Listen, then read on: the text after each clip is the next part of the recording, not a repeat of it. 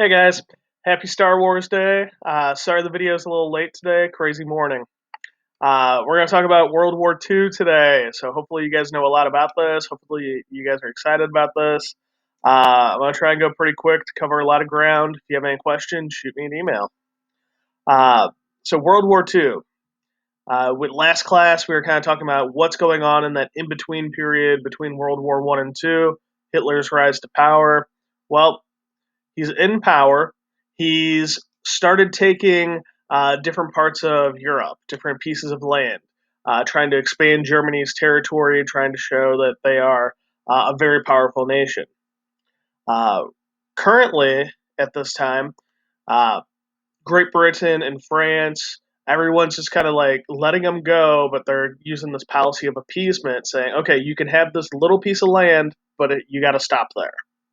And this only works for so long, till Hitler looks at Poland on September 1st, 1939.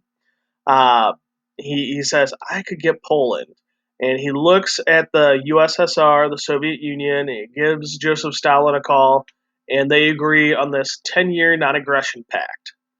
Basically, it says that, hey, I'm going to take the western part of Poland, the USSR is going to take the eastern part, and then we're not going to fight each other for 10 years.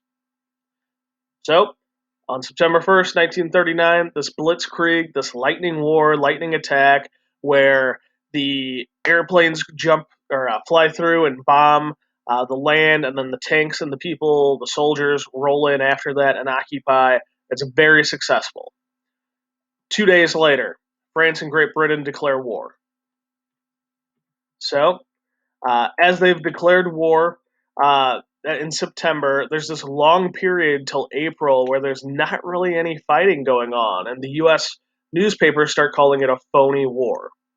Well, since there's not fighting going on between them, the Soviets, they honor the non-aggression pact. They invade Poland. They go ahead and take a couple more countries as well. Germany, the war's not going, so they go ahead and invade Norway and Denmark, strategically putting themselves uh, in a place where they can use their airplanes and they can bomb Great Britain. So they take these as strategic parts.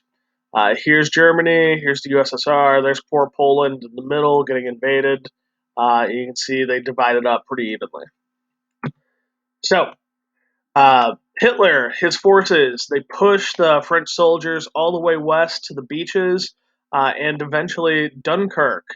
There's this big beach rescue. There was a movie a couple of years ago, you guys might have seen it, where all the English people, the Navy, the fishing boats, the recreational boats, they all set sail, they all go to the beaches of Dunkirk and save all these French soldiers. They take them back to England. While there, Charles de Gaulle, he's a French general. He sets up a government in exile, trying to figure out how can we get back to France. So this is all pretty quick. That's 9 months. There's pictures of Dunkirk. There's France surrendering. Hitler at the Eiffel Tower. Great Britain's being led at the time by their Prime Minister Winston Churchill. He says, "We shall fight on the beaches. We shall fight on the landing grounds. We shall fight in the fields and in the streets. We shall never surrender." Hitler then just starts bombing them like crazy. Lots of air raids, lots of bombs. The Battle of Britain's like lots and lots of bombing, and they're focused on airfields and they're focused on London to try and break the morale. So there's Winston Churchill. The British people, they would hide in different air raid shelters, trying to avoid the bombs. They eventually developed new technology called radar. You guys have heard of that, and the Enigma. Radar's trying to see where the planes are and if where they're going. The Enigma is trying to break their codes. Hitler's kind of surprised by how much the British resist, so he kind of turns his attention elsewhere. He goes and starts fighting in Africa, trying to help his buddy Mussolini out with the Italians. So there's a whole lots of fighting down there. Um, the Erwin Rommels, they're going to be the great general for the Germans.